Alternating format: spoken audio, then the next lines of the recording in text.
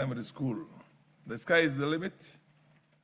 I'm sure 20 years, 30 years down the line, many of you will be in this house. I now call upon the Honorable Keinan, and then followed by Dr. Makali Muli. Thank you, Mr. Speaker. Mr. Speaker, on the face of it, this bill is very good. It attempts to professionalize the services of great men and women in a very important sector of our economy, Mr. Speaker, which over the years, we have just decided to give lip service. We have said the backbone, know where we come from. Agriculture has two aspects, livestock and crop farming. The emphasis in Kenya has been on the crop sector. I hope and pray that Dr. Mutunga, if he's still here, that in his mind, he has the issue of the livestock subsector, which has been neglected. Mr. Speaker, secondly, it is good to have a professional body. And when I have reflected on this, it will bring so many benefits. But again, are we short of legislations? We have sector-based professional bodies. The veterinarians have their own professional bodies. It's an agriculture-based sector. The sugar professionals have their own. We have a pesticides board. We have a number of other boards. So I think one thing that we have to be very careful about is not to over-legislate so that we bring about the issue of jurisdictional conflict, Mr. Speaker, and other unrelated challenges that whenever we pass a bill, somebody will say, this did not meet this was meant to do this.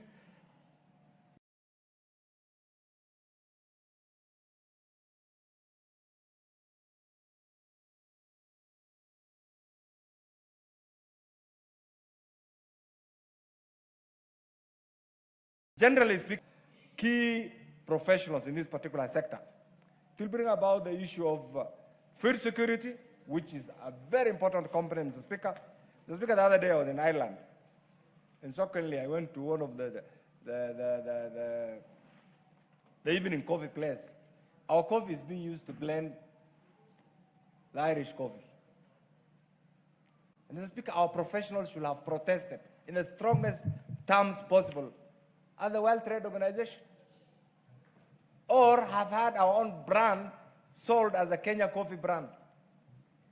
And this is why, Mr. Speaker, the professionals in this particular sector must be ready to support our Kenyan products so that we produce very, high quality products, Mr. Speaker. But outside there, our marketing mechanism has been conflicted, and therefore what is being sold outside there does not clearly project the Kenyan image, Mr. Speaker. And this is one thing that if these professionals really were to work very hard in line with their professions, then Kenya should be self-sufficient, actually, even in terms of food security. Mr. Speaker, the other thing that I know, if this bill is passed, the issue of promoting environmental sustainability is a challenge right now. It's something I'm told by January, the EU has decided to open the first, Mr. Speaker, climate-friendly, climate-supportive financial institution, Mr. Speaker, south of Sahara in Nairobi. That is a major achievement.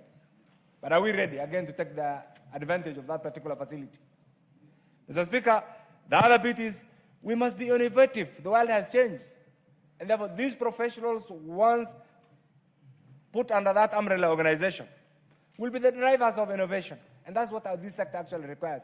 Because the issue of land scarcity, the issue of environmental challenge, Mr. Speaker, all these issues can be circumvented, Mr. Speaker, if there is innovation.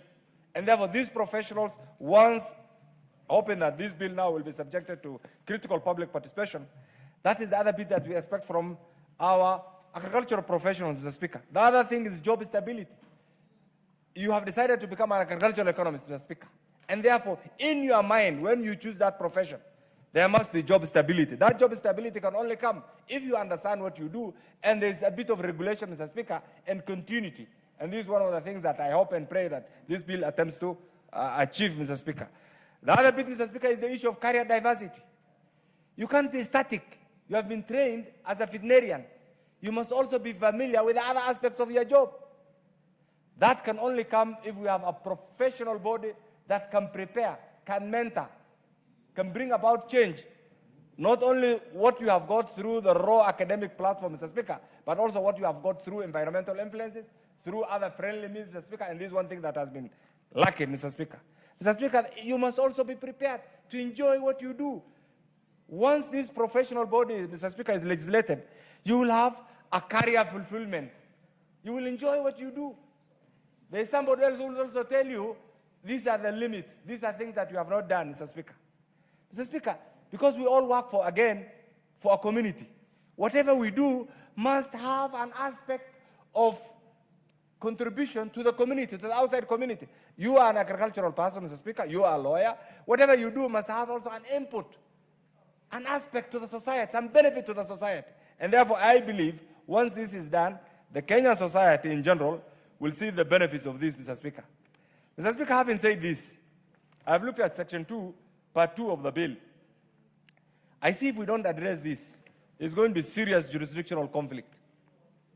I want to urge the chairman of Agriculture Committee, Dr. Mutunga, who is the author of this bill, Mr. Speaker, to look at it critically so that there's no jurisdictional conflict with other already existing agricultural professional bodies, and they are.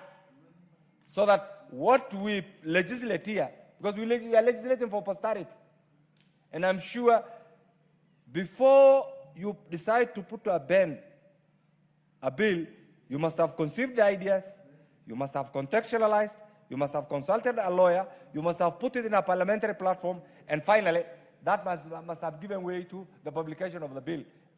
And all these must be in the mindset of the mover, the originator of the bill.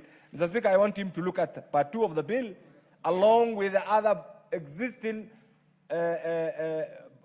legal platforms, Mr. Speaker, for agricultural professional bodies, so that we avoid the issue of jurisdictional conflict, which has been rampant. This will also help us avoid the issue of duplication of roles.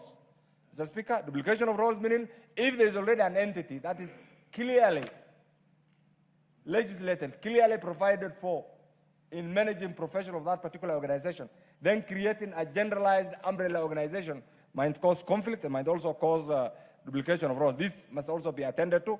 So, Speaker, the issue of wastages, you are aware. Actually, we are number one in passing bills. We are number one in legislation, Mr. Speaker. Our neighbors here, actually, you go there, you go to UK, you go to Tanzania here, there are very few legislations, but they've been very effective. Countries over the world, if you go to Japan today, and this is one example that I always repeat, Mr. Speaker. In 1999, as a young legislator, I had the privilege of going to Japan as a member of the Finance Committee. And we were trying to look at the public investment climate, Mr. Speaker. When we went there, we were told the first thing that we were given from their library is a document that they borrowed from Kenya in 1974. In the same year, in 2000, I had the privilege of going to Malaysia. We were also given a document on spatial planning from Kenya, and yet we were going there to benchmark. This era must come to an end. This era of unending, useless trips and legislations that don't add value to the Kenyan taxpayers must come to an end. We have legislated, we have so many legislations. What we are lacking is implementation. What we are lacking is implementation and commitment. Implementation and commitment. Once we are through with this, I can tell you, we can believe, you know the way we do business in our community. By word of mouth, there's no legislation. Purely trust. Although you are aware right now, that's also slowly getting diminished because of other environmental, other societal changes. This thing, erosion. Societal erosions. So the Kenyan culture, we can't legislate everything. There are countries that don't have any written rules. They have societal norms that guide the society. So right now, it's like we are legislating tomorrow. Just some few minutes ago, we were doing something on reproductive health. And I like the way my sister feeling that particular aspect. Some of the things that sometimes we even whisper when you want to talk about it. She's loud. Eh? She talks loud about it. Absolutely, and she's thorough. We are doing the same for agriculture. Tomorrow, my good sister here will bring something else. But holistically, what are we saying? We need to have the Kenyan norm. Whether it's the new norm, the old norm, or a convergence of both. And that is what will take us to the next level. Mr. Speaker, you can see the challenges, the environmental challenges. The world, all over, there is confusion. And Mr. Speaker, can I use the floor of the House to congratulate the newly elected mayor of New York, for the dynamism, for the change. And I have followed that, Mr. Speaker, and I was awake last night from 3 until he was declared the winner. Simply because the world is changing. And that change is what we need to see here. And that's what will take us the League of Developed Nations. I support this. Too bad he cannot run for the presidency of the U.S. because he was not born there. He's born in Uganda. Otherwise, he would have been a front runner even in that race. Yes, the Honorable Makali Muli.